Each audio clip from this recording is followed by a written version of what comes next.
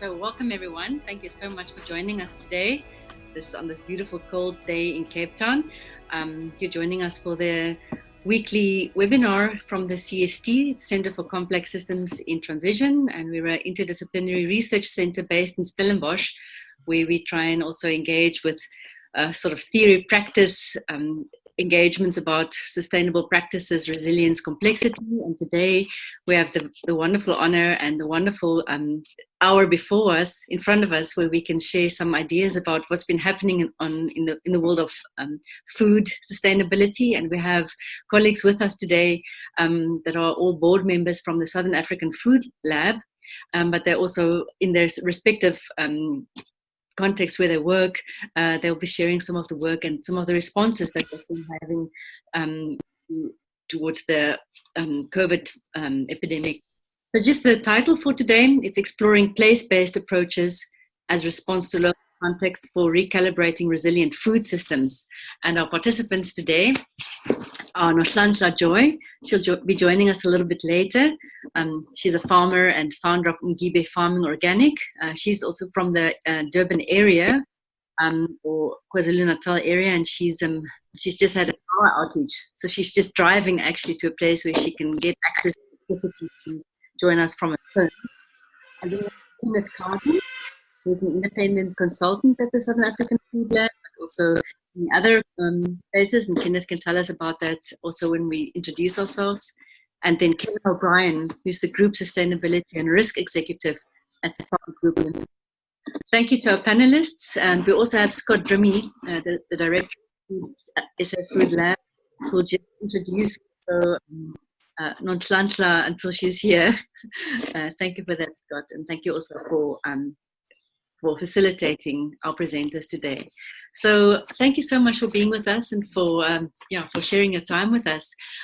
Maybe just ask each of you to just introduce yourselves to our attendees and to just say where you're from, what you're doing, and what the context is that you're working in.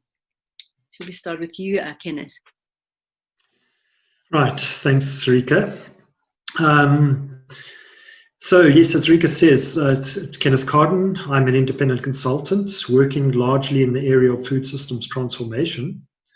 I have a background of working in food and beverage supply chains in business, and have for the last 10 years worked independently, working for myself, on transforming these food value and supply chains to be more effective in the South African context, which sees poverty and hunger.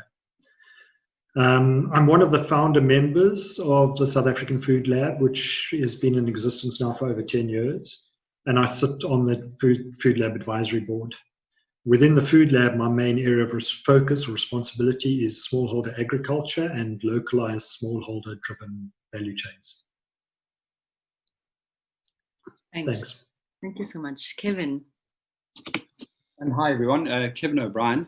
As Rika said, I'm currently the Risk and Sustainability Executive for Spar Group Ltd. I guess facing the challenges of being contrarian in thinking in a corporate world, and very passionate about collaboration, actually. And I guess we'll talk about that a little bit more later. But particularly collaboration in addressing big issues that society faces. And I believe the opportunity for all of us, be it business, be it not-for-profit companies, NGOs, society, government, collaboration is the way in which we're going to address these issues meaningfully and impactfully, not as individual organizations, as I believe the issues are far too big for that. So I really do, I've had quite a bit of experience with our smallholder farmer program, which Kenneth has and I have worked with over a number of years. And so I think that experience is quite useful when trying to navigate how we address food security issues in the country. So I'm very privileged to have been asked to be involved. As Rika said, I also serve on the advisory board of the South African Food Lab, have been for about the last 5 years, I think. And yeah, I'm very excited to be here, and thank you very much for inviting me. Thank you so much. And I'm thinking, so Scott's busy trying to find Nonhlanhla on the phone and trying to find out where she is and what she's doing and how she can join us. But he also volunteered to tell us a little bit more about the work that she's doing. But Scott's also been sort of instrumental in, I think, giving kind of a framing for today. And the whole idea behind the discussion is that we see that this pandemic or this crisis has actually exposed the cracks in the food system. Thank you for that, for your ideas and also for your guidance in that, Scott. Is there any idea? Do you have any update for us, or would you like to maybe say something in general or from Nonhlanhla? So I would rather not say anything at all in terms of this panel, but just maybe to give a little bit of a background for Nonhlanhla, Joy, who is trying to get back into contact so that she can join the call, and I'll stream her in as soon as possible. So she is a farmer in the first instance, but also an entrepreneur working with really interesting ways of mobilizing people and trying to get activities within the food, shall we call it the value chain, that are outside of both the grower, the producer of food, and the consumer of food. So really thinking about deepening the number, not the deepening the interaction, but also the number of actors in the food system at the local level. So this real sense of trying to find opportunities for different entrepreneurs as food flows from a place of where it's sourced to where it's consumed. So she developed Umgibi Climate Smart Growing System in 2014. It really is an extraordinary system and worth looking at. And it's been seen as a viable model that brings solutions to social, societal, and environmental issues. So she's brought a whole number of schools through the National School Feeding Scheme, connected with micro growers, small farmers, different types of farmers, to ensure sort of quite diverse, nutritious diets. And their main purpose is to train and promote this farmer-owned, well-governed, well-managed, profitable, equitable cooperatives of farmers. And she's been awarded several Winner of Women Entrepreneur of the Year awards since 2016. She often acts as a moderator and a public speaker, and essentially she looks at the food system as a site for community development. So that's just to give her some framing, and as I said, I'll bring her in as soon as I can.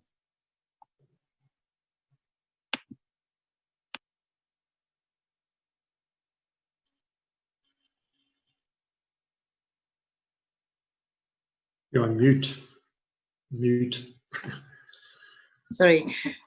Yeah, I posted the name of the Mgibe on the website, on the chat box, and then also for people who have questions, maybe just post them in the, please post them in the Q&A box, and we'll divert that to the panelists that you direct that to, or in general. So let's get started, and hope for Nonhlanhla to join us soon. Kenneth, maybe you can give us some kind of an overview of the questions that we were thinking about, and the framing that we have for today. And I think the one that I've sort of got listed, that one that we could maybe start with discussing, is how have you tried in the work that you're doing to facilitate change, and then specifically this new innovation that you directed called Dialogue into Action, in the light of the global COVID pandemic, and what lessons have emerged, and that what is it that is working in your context?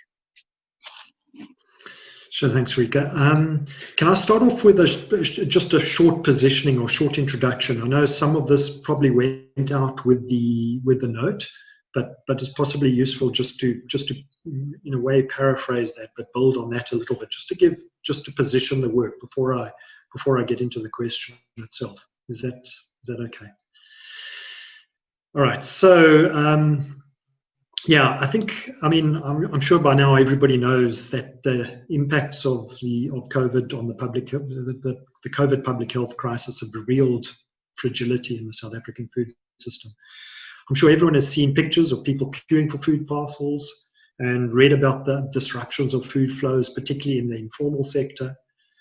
So there's clearly been a disruption, and disruptions like this always present an opportunity for change, They're deeply uncertain moments, but they do create opportunity for change and opportunities for changing things and recalibrating and recalibration of things like the food system.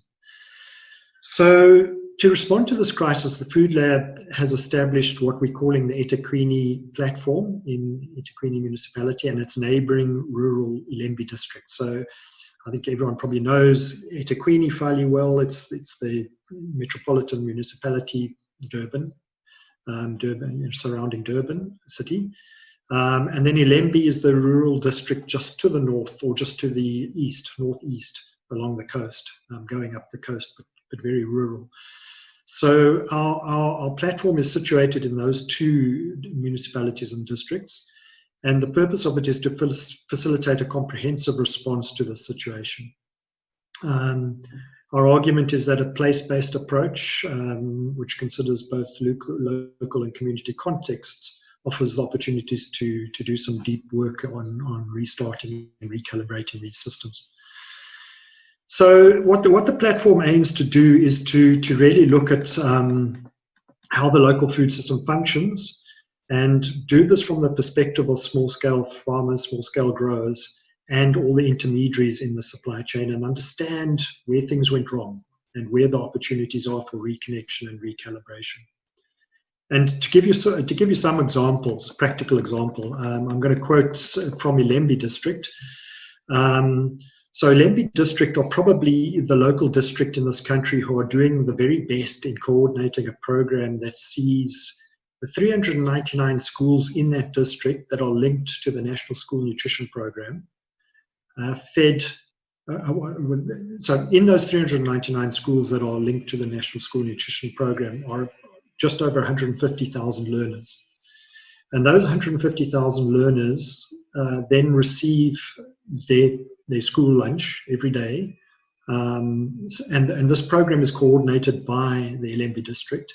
And what's really great about this program is, as I say, this is the most effective program because the majority of the produce that is sent to the schools and consumed by the learners is grown by the local small-scale farmers in Ilembe district.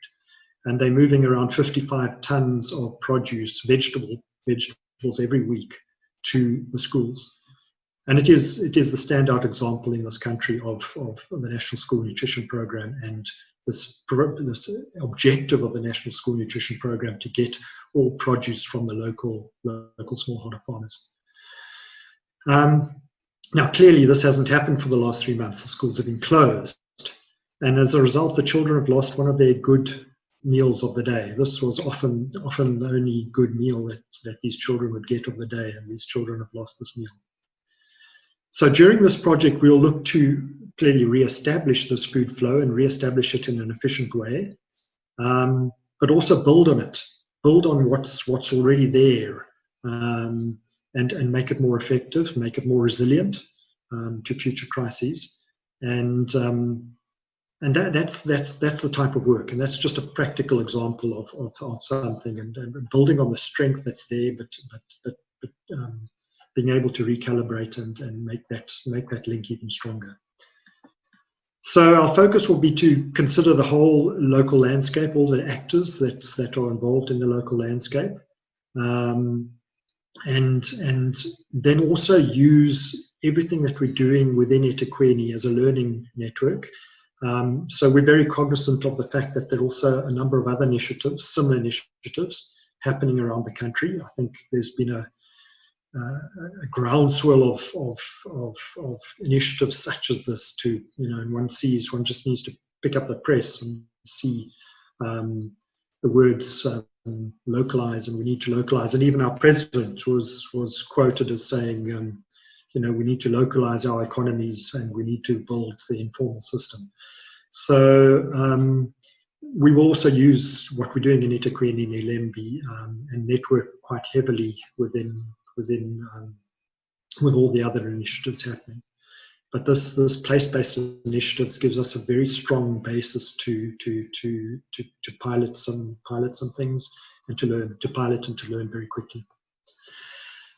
So I think that really just positions what it is that we're doing, and then to to maybe, should I then just move into that question? Happy with that? Yeah.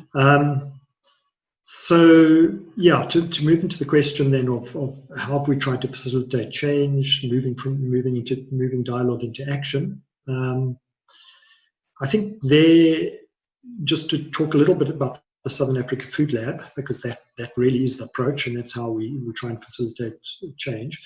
The South African Food Lab is a multi-stakeholder initiative, and what we do as a multi-stakeholder initiative is bring together people from all walks of life to pilot, to engage in dialogue, and then pilot innovative means of changing the food system.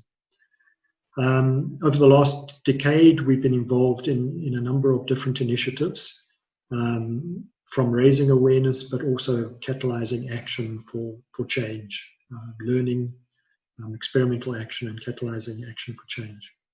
We do this by building on a wide network, let's say a multi-stakeholder initiative. We look to include all actors, whether from local grassroots organizations to private sector companies to government stakeholders and international communities of practice. So we bring together these diverse, influential actors to respond to change and challenges. I think it's what's quite unique is that we see our work often commencing with deep dialogue processes, but then we like to move from dialogue, hold the dialogue for long enough until we have some significant traction, and then transfer that into action and move into areas like eThekwini, where we can very quickly try out what has come out in the dialogue sessions. And that's what we call our dialogue into action. So we're not just a think tank, we're not just an organization that talks about the changes that are required, but we get involved in true transformation of the food system. So, just again, turning to, I guess, the problem that we're faced with. I think we're all aware of the fact that South Africa is a country which has, numbers are always difficult to quantify exactly, but 13 million and probably now a lot more, 13 million people routinely experience hunger in this country. And on the other hand, we have, again, let's not get too fixed about numbers, but we have millions of small-scale farmers and household producers that produce food that have limited access to markets. So you've got this two extremes. People are producing food, but we do have household food insecurity and quite a bit of it. And it's got worse, of course, with COVID. So in this environment, it's often left to the informal sector to connect small-scale farmers and consumers to do that connection. Yet it's this very same informal sector that got closed down during the early phases of lockdown, which saw many people go hungry. So again, the principle of the Food Lab is that we act in an inclusive, participative manner. And then we look to catalyze innovations and action. So what did we do then when the COVID crisis hit? It took us a while to take stock of the situation. So clearly a lot was done. A lot of relief organizations got involved in either set up new relief organizations or mobilized very quickly to go into areas. There was a lot of articles written in the press, etc. And we took stock of the situation. So we didn't react quickly, we didn't mobilize quickly, we took stock of the situation. But within a number of weeks, we mobilized this team, and we started thinking about our response. And very quickly we realized that our response should be in this area of eThekwini and Lembi for a number of reasons. We have some very deep-rooted networks in those areas. We also perceive that there's some very visionary leadership within local government in these areas. I think I've already talked about the school feeding scheme that's been driven by local government. So there is some great visionary leadership within local government. And there are some very interesting ways that problems are being tackled in these areas. So what we did, as I say, within sort of 3 or 4 weeks of the crisis appearing, is that we mobilized this group, and we formed what we call our steering group, which consists of a number of key actors from eThekwini and Lembi and people from the food lab. The steering group then met essentially during the month of May. We had a number of meetings during the month of May, 1 a week, where we really defined what action we needed to get involved in. So we used the month of May to rapidly define a number of work streams, a number of ways that we would work in eThekwini and Ilembi. And we now, as we've transitioned into June, we're actually commencing that work. So one of the place-based initiatives will see us rapidly mapping all the actors in Mapumulo, which is a municipality in Ilembi, and then identifying the specific recalibration and transformation opportunities and the barriers that exist in Ilembi and in Mapumulo. And Mapumulo is one of the areas where the school feeding scheme operates. So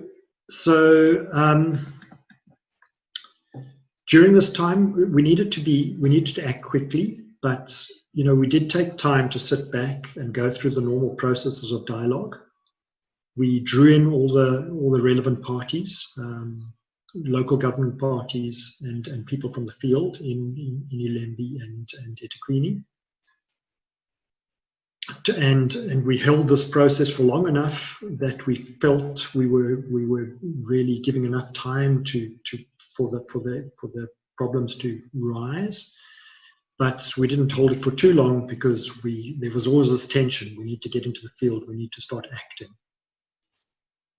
So that was one of the key lessons and learnings was dialogue and action. You need to be very cognizant of giving enough time for deep dialogue, but then at the right point of time, being able to actually say, right, now we've got enough information, we need to start acting. We've got enough understanding of the full system and what needs to be done, and we can start the process of getting involved in these place-based initiatives. We're setting up a strong monitoring, evaluation, and learning approach that will allow us to quickly evaluate, change course, learn. And I guess we're keeping our focus quite narrow in these two areas. So there's been call to sort of spread the focus, but we're keeping our focus quite narrow. But we will link with other initiatives happening in other areas and geographies. And I think that's probably adequate for now in terms of just positioning the initiative and giving a bit of an idea of what it is that we've been doing and what we've learned in this very quick period of time. Thanks, Kenneth, for giving the sort of the overview and the context of the work that you're acting and responding in. We've also had some conversations here about, or just sort of the learnings about what communities are doing in the sort of the Cape Town area, and it seems that the work of combining the work of different stakeholders is becoming really key in each place, and sort of taking inspiration from the CANs, I'm sure, or the community action networks, I think is probably also one of those action-based ideas that have been informing your work and linking to that. Kevin, I'd like to maybe also just hear your voice and hear from you. What are the interesting things happening from your view? We see in the media that corporates are being sort of criticized for being slow and that they can't act in these times and that it's difficult to make the connections, but it seems that you've been engaged with these things for a longer time and that these networks like Kenneth has been speaking about has been allowing you to do things differently. Are there any practical or insightful things, lessons learned that you would like to share with us in this sort of learning how to navigate these rapid changes? Rika, thank you very much. And Kenneth obviously gave a comprehensive overview of what is happening at eThekwini and Ilembi, and obviously from a SPAR corporate point of view, we are very much playing a part. I'm involved with it from a steering committee point of view, and I guess it's the reason why is that I think the business world needs to transform itself to be able to firstly understand the system, which obviously Kenneth has spoken about in the dialogues that have been going on, is to get a really deep understanding of what the system currently is in place. Because so often what a corporate does is it will go in with its idea on how to fix everything for everybody, without considering actually that there are systems that have been in place for many, many years, and they are working, and they are very rich with knowledge, understanding, and innovative thinking. But maybe a business can play a role to facilitate and improve the system.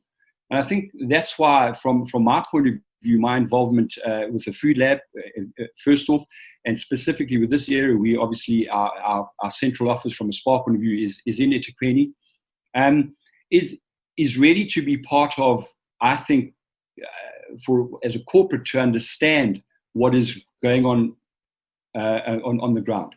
Because without that knowledge, we are going to do what corporates always do. And I mentioned earlier the collaborative nature of this, to me, is what is the most powerful thing. One, to understand the system, and two, to collaborate to improve the system. Not one part of it, not one player in it, but the entire system. And that takes time, but it also takes the will, and it takes the purpose. And I think that for corporates, one of the biggest challenges are to get away from this idea of we do it because it makes us competitively better than our competitor. This is not a competitive thing.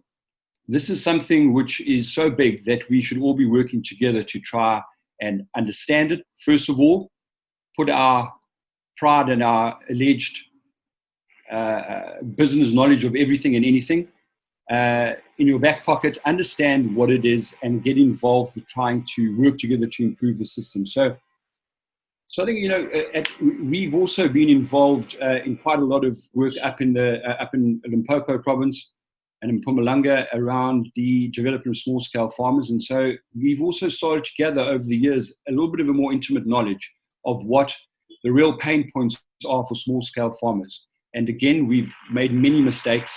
Again, probably looking at things from a corporate point of view and not really understanding what's going on before trying to assist. So the business voice in all of this, and I think if you look at a lot of issues, the big issues that we face in our society, I mean, obviously the food system is a massive issue. Issues around gender-based violence are massive issues. And all these things, when various work gets done in these areas, whenever they refer to who's involved, you don't see business.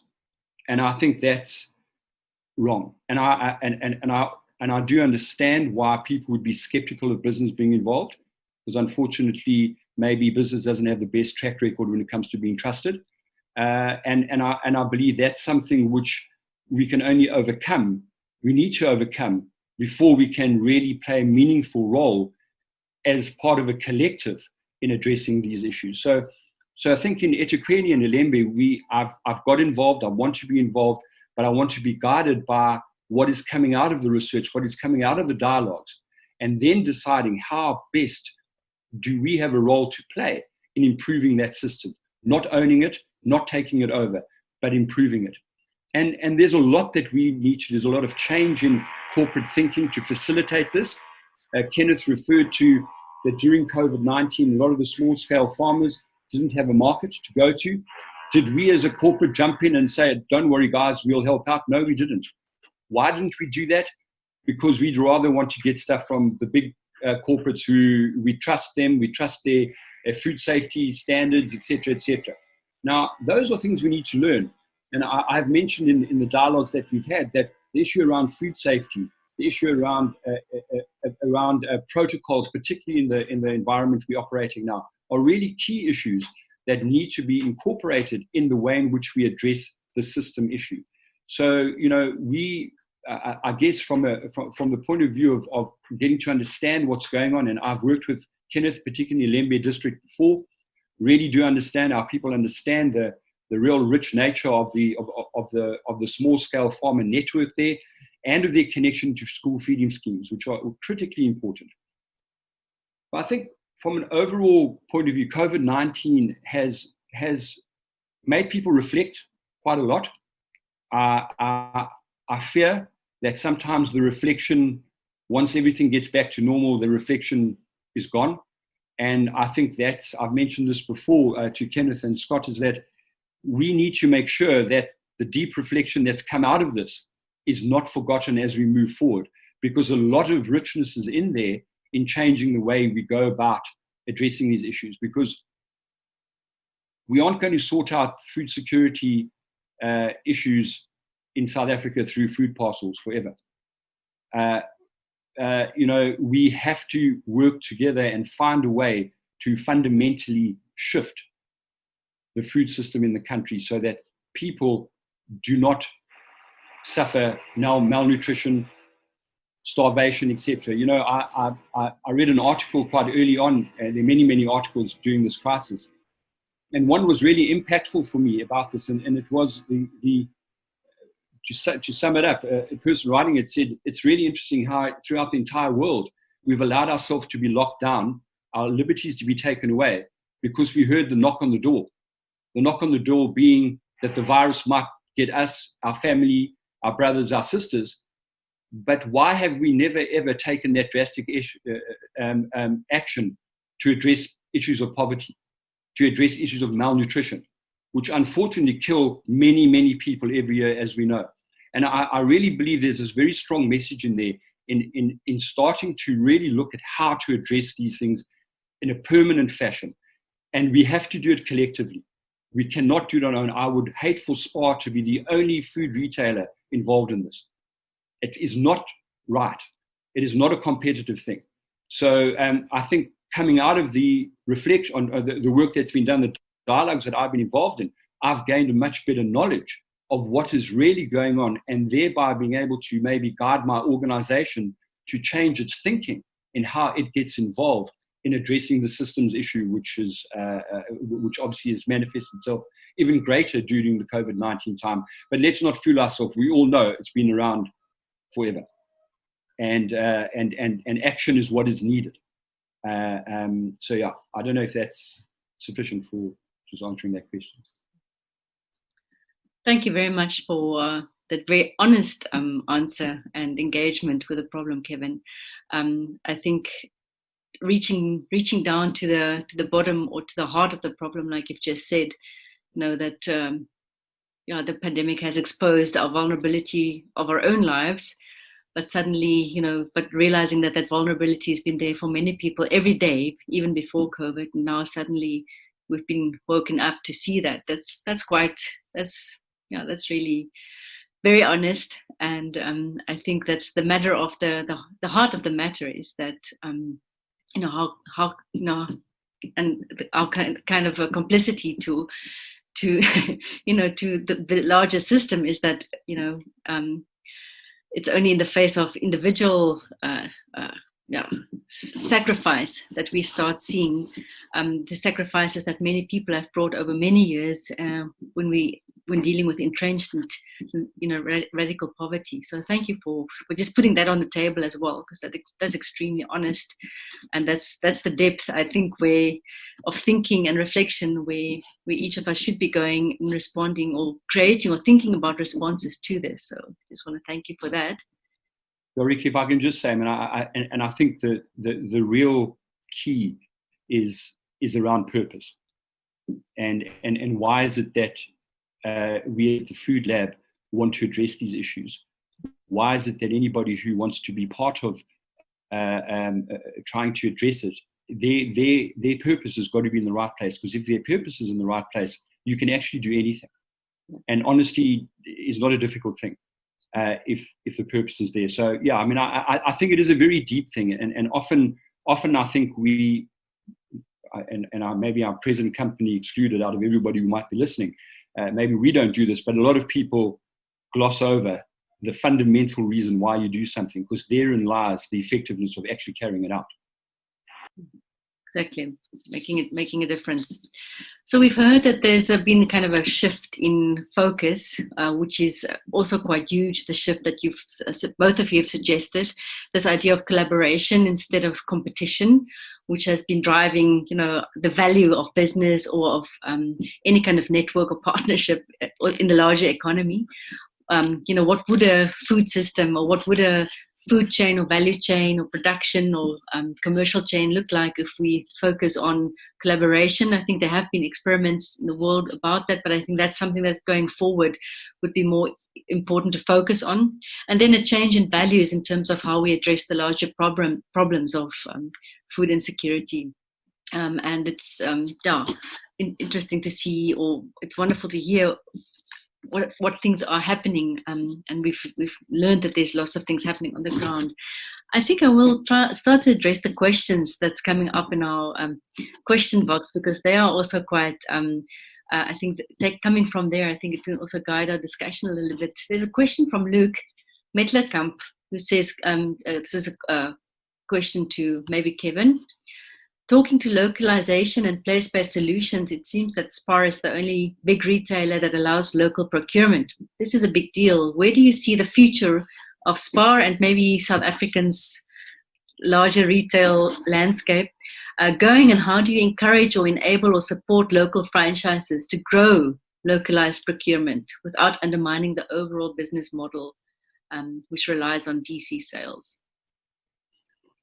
Luke, thank you very much for that question. And I guess, maybe just a very quick reflection on a bit of historical stuff. So, and maybe people know this. I mean, SPAR traditionally has been very much, and it's still very much a community-based business model, where independent ownership of retailers, as opposed to corporate ownership, is, and so the model and the thinking within the organization lends itself more towards entrepreneurs wanting to develop other entrepreneurs. Okay, so it's within the DNA of the model, and I guess it's the big differentiator, and it is also becomes the big problem when we try and work with our competitors who are more corporate to get them, who often dictate that that a corporately owned store will order through their distribution centers only, whereas our retailers can order directly from local suppliers if they want to. They don't have to buy through us.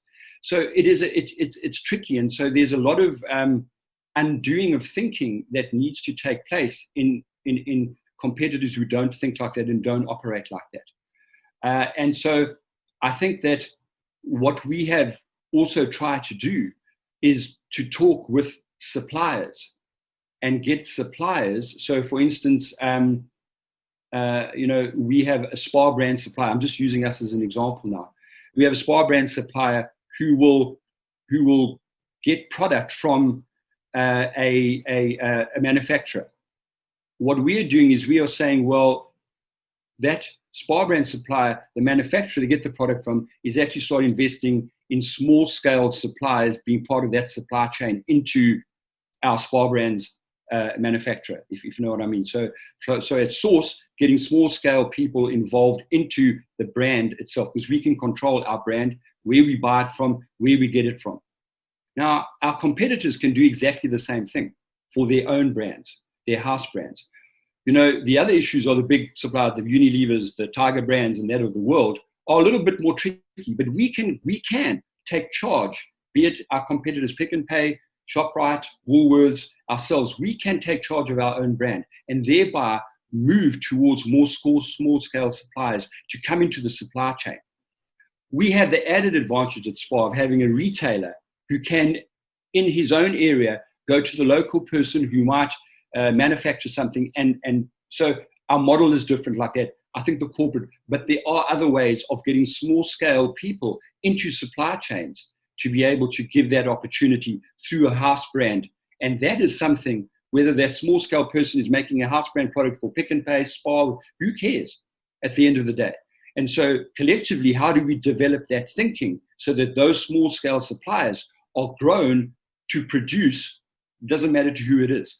So I think our retail model is unique, and its uniqueness lends itself to local procurement, our competitors would struggle with that. And I can't do much about that. But I think what we could do something about is our own brands and where they are made and who they are made by. I think that's where we could work very, very strongly together. And the future for, I think Luke was just asking a little bit about, the future from a SPAR point of view. And again, I think that the opportunity in our model to leverage community involvement, meaningful community involvement, not just providing a couple of hot dog rolls at a local soccer match or something, but really get involved in issues around gender-based violence, getting involved in issues around the development of businesses, entrepreneurs within those communities is where we need to be looking as an organization to leverage our one of our differentiators, which is the fact that we are independently owned. Thank you for that. There's a question for Kenneth. It's from Marlon Olofsson. Could you elaborate on some of the factors that you think lend to the success of the school feeding scheme you discussed, considering that school feeding schemes in other parts of the country have been marred with corruption over tender issues? Yeah, thanks, Marlon. I think the answer might not be necessarily the full picture, but I'll venture what I think the solution is, or what the answer is. So I think there are probably two factors, but it all stems to the way KZN, KwaZulu-Natal, is tackling this issue. So on the one hand, they've set up this central KZN-wide program called RACIT, Rapid Agrarian Socioeconomic Transformation. And one of the big aims of RACIT is actually to see local production of smallholders into local schools. And from the KZN central government, well, from the KZN provincial government point of view, they're putting in place all the systems and controls to make sure that this isn't open to tender fraud and all of that sort of stuff. So there's a systemic look at it, looking at the problem from a KZN government point of view. So there's that, and then at a local level, so there's that. However, there's still only one district in KZN that seems to be getting it right, and that comes to the way the particular situation, the particular setup is in Ilembe. So each district is supposed to set up what they call a development agency. And in that process, there's been a lot of problems as well. Some of these development agencies are just, not cutting it, and they're not, that's where the problem lies, essentially, is in the development agency. But in Ilembe's case, the development agency is an agency of the district municipality, which in itself might still not be the right solution. But in this case, they've set up what they call Enterprise Ilembe, set up with a very strong business and business incubation focus. Enterprise Ilembe, it's essentially a business incubator. It's a division of the municipality, and Enterprise Ilembe then are the agency that control, set up, whatever word you want to use, but control the system of selection of farmers, actually setting up these hubs. So farmers supply into a hub, and from a hub, a transport operator, a bucky trader, a transport operator picks up produce from the hub and moves it to the schools. Now that's all controlled by Enterprise Ilembe, with some of the processes and systems that RACIT has put in place to control, to systemize this and to make sure that it's not corrupt. And it's the model that's working in KZN, and the others are hopefully following. The other districts are hopefully following. So I think hopefully that sort of paints the picture. KZN have got a vision in place. It takes a while for that vision to roll out, but certainly Ilembe and Enterprise Ilembe are the case study and the forerunners in terms of getting the right controls and processes in place to make it happen. And I think we really, one of the things we like to do in the food lab is set up learning journeys, learning journeys is the best way of saying it, but I think this is something that we'd like to expose people to, and this is such a wonderful example, and the only way you can build on wonderful examples and get them popularized and understood and therefore rolled out is to so we hope in the foreseeable future we can actually organize some trips to go and view and to go and see and to go and understand from this example. Sorry, Rika, do you mind if I just pop in and maybe just add to that? Would that be all right? Good. So I think one of the really important aspects of this collaborative way of working, and it's something which I think everybody who contemplates working the collaborative is that what does collaborative governance look like? It's not a matter of sitting around a table and everybody appearing with their own preconceived idea of what they want out of the discussion. How does that look? And how does because there are big trust issues with multi-stakeholder engagements, there are trust issues, and maybe being from business, I'm a little bit more sensitive to that, and I totally understand why. And similarly with government, I think that there is a mistrust, and unless we are able to have a way in which we work that gives us an opportunity to overcome the mistrust, we are never going to be able to connect in a way which is going to meaningfully impact the change that needs to take place. So I've mentioned this in the food lab before with Scott and with Kenneth and Tatiana. I think this whole issue around what is, and I use the word governance not because I come from a corporate and a listed corporate. I think governance is an important issue no matter where you are.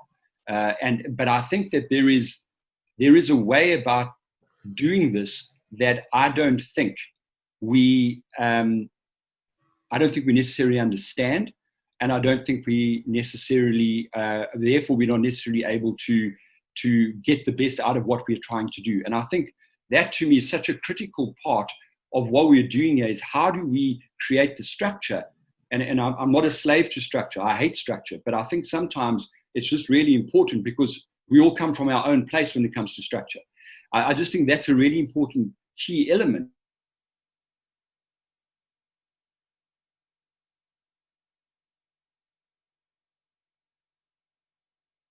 And the ability to be able to be part of the collaborative, but not representing where you come from, but actually representing what the collaborative stands for, and then being able to go back and persuade wherever you come from that this is the way you need to go about things, as opposed to, I don't know whether I'm making any sense, but I think this issue around collaborative structures and how they work is really, really important.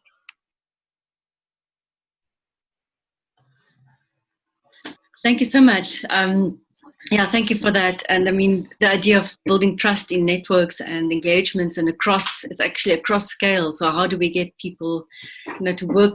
Yeah, people are saying collaboration is the key in all of this, but we often forget that the backbone of collaboration is trust, communication channels, years of experience, and there's no quick fix or recipe for how do we start trusting in a system where we actually have to show up as humans first and then as business partners in a sense. So once again, thanks for that. There's one or two other questions. So one of the questions, and this is maybe one of the questions was from Holle to say, are there ways of sharing or places to witness how this, how you're doing these things, your work in real time to allow for replication elsewhere? So I don't know who would like to answer that. And then another question, which is a little bit on a different trajectory, but also interesting, is it seems that a lot of small-scale farming opportunities are there for people from small-scale agriculture, but what about the fish industry?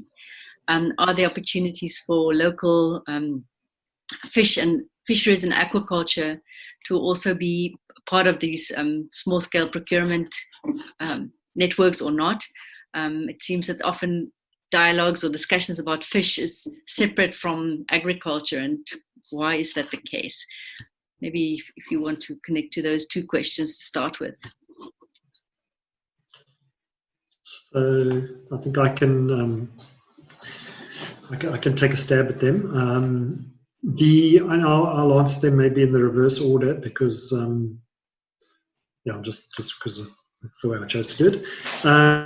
Fisheries and aquaculture, I guess it's because that's a quick answer. Yes, we are considering fisheries and agriculture. As it turns out, eThekwini municipality have quite an active aquaculture program. And one of their 7 hubs is actually dedicated to aquaculture for the absolute reason that Catherine used to speak about. Fish is regarded as one of the most sustainable animal protein. They are struggling. They are struggling with their aquaculture, the adoption of it, etc. But yes, so part of our mission is to see that system flourishing, growing. So yes, we are, and we will also be including. Obviously, KZN has a coastline, so we'll also be including small-scale lionfishers, etc., from off the coast.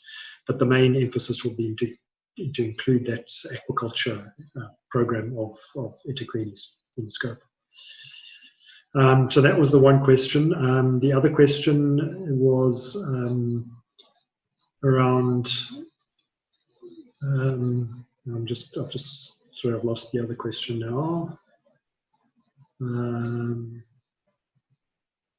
The second question was around the interest in sharing the work, I guess. And right now I can hear there's hail happening outside here, so I might my voice might start disappearing a little bit. So I'm not sure if everyone can still hear me.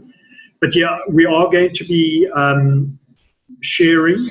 We've already set up some collaborations with other areas, and our prime way of sharing is through this notion of the learning journey, where other projects, we will get stakeholders from the other projects to come into eThekwini and Ilembe and view and see what we're doing, interrogate what we're doing. And there are a couple of learning journeys set up in the process. But we're also busy still setting up a sharing network of all similar initiatives across the country. So I think that probably answers that, goes some way to answering that question as well. Thanks a lot. Kevin, do you have anything to add to that? Or just to sort of, yeah, great. Then we'll go to the next question, which is from Tanyani. Kevin, you mentioned your involvement with the small-scale farmers in Limpopo and Mpumalanga. How did that turn out, and were there any learning you took from there? So it seems that this the question's focus is on Limpopo and not KZN. So are there any differences there, or how did you connect with them and in Mpumalanga? Yeah, so I mean, yeah, thanks very much, and I guess Kenneth and I might spend a 4-hour webinar on the learnings and around that particular foray into it, and yet it hasn't been easy, and we've been going at it now for the better part of 5 years, I think 5-6 years, and it started with funding from the Dutch government. And that in itself is an experience, and not because it's the Dutch government. I think it's an experience of trying to work with a funder who may well be motivated by wanting to be seen to be doing good, and trying to mix that with an organization who wants to make meaningful long-term change that is sustainable. From a business point of view, sustainable from an agricultural point of view, sustainable from an environmental point of view. So there are difficulties with it, and I make a bit light of that particular conundrum.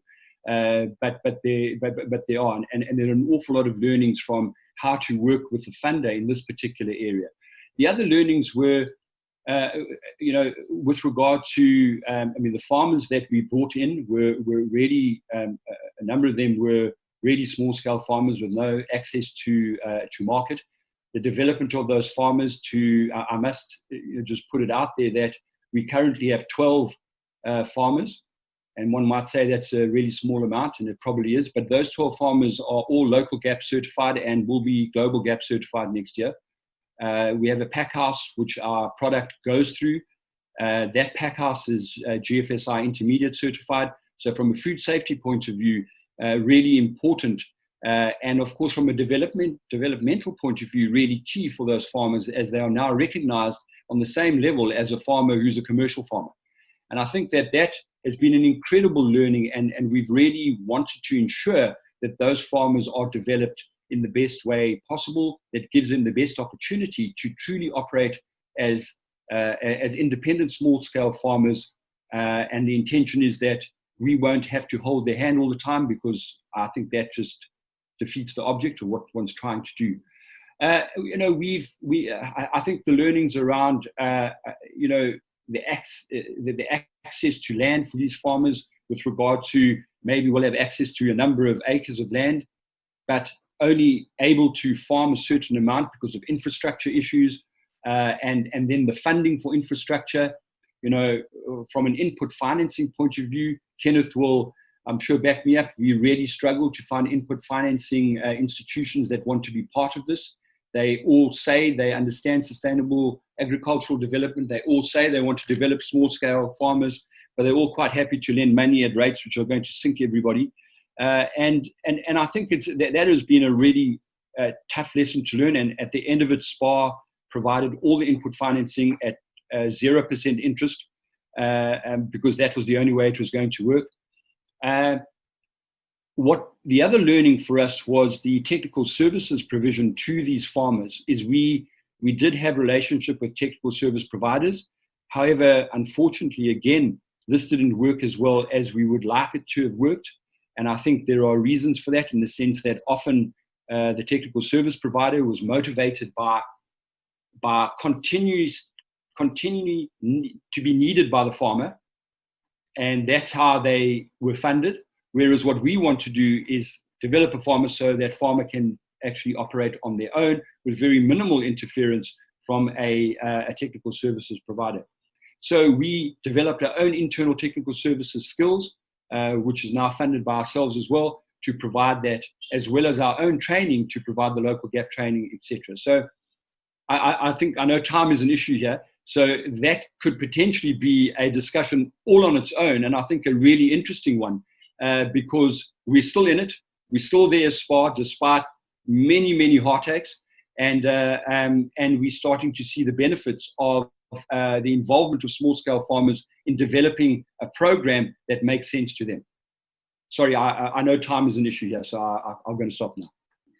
But thanks for your valuable input there, and for sharing that, because I think it links to some of the questions that people have been asking, especially Chepu, that's been asking or just been commenting and saying that Chepu has seen people falling out of the small-scale production system because they didn't have the know-how to file taxes or how to have insurance against disasters. And then also asking the question whether there's sufficient policies aimed at enhancing local food value chains in South Africa.